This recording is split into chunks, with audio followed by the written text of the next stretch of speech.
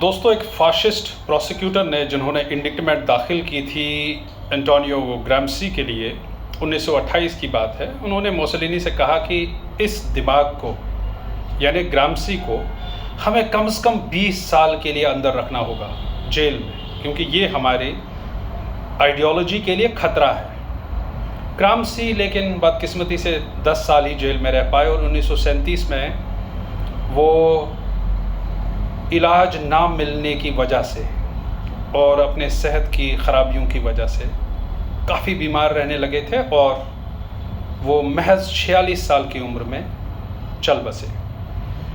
Gramsci पीछे छोड़ गए अपनी आइडियोलॉजी और चूँकि अपनी ज़िंदगी के आखिरी 10 साल यानी 1926 से 1937 तक वो ज़्यादातर जेल में ही रहे और इस बंदे को जिसे कहते हैं कि मार्क्स का मुरीद,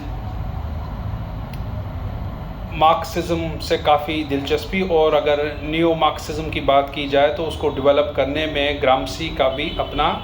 योगदान है। बेनिटो मोसोलिनी ने इनको गिरफ़्तार करने का हुक्म दिया था और 1922 के बाद बजा तौर पर तस्लीम किया कि कम्युनिस्ट जो हैं वो ग्राम्सी की जहानत, उसके करिश्मे से, उसके जो तंजीमी और कायदाना जो उसकी सलाहियतें हैं, इसकी फ़ाशिस्ट खुदमुख्तारी के क़याम के लिए एक ख़तरा है। तो दैट्स वाई मोसोलिनी ने उनको कैद करवाया। दोस्तों,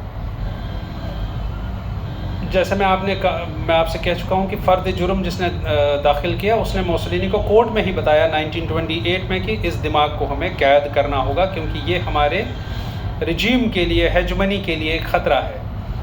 ग्राम्सी बाद में 1929 और 1935 के दरमियान एक कैदी के तौर पर सबसे अहम और सबक आमोज़ उन्होंने जो काम लिखे, prison notebooks, letters from the prison, इनका जेल से खतूत और जेल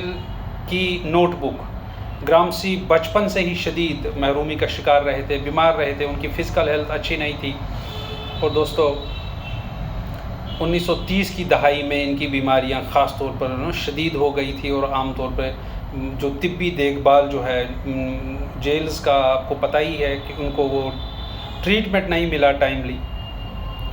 और उनको डिनाई किया गया था एक एडवोकेट ट्रीटमेंट, जिसकी वजह से उन्होंने इवन जब मटीरियलिज़म की बात करते हैं, हिस्टोरिकल मटीरियलिज़म की या मार्क्सिज्म की, क्योंकि जब प्रिजन से खतूत निकलते हैं तो उन्हें देखा जाता है तो वो मार्क्सिज्म को कोड लैंग्वेज में फ़िलासफ़ी ऑफ प्रैक्सिस लिखते थे। तो अक्सर मिलिट्री लैंग्वेजेस यूज़ करते थे और कोड्स यूज़ करते थे और आज वो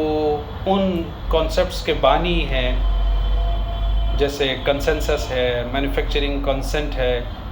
और कंसेंट है इवन, और हेजमनी है। और दोस्तों,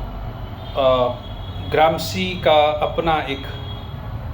मकाम है सोशल थियोरी में और नियो मार्क्सिज्म में।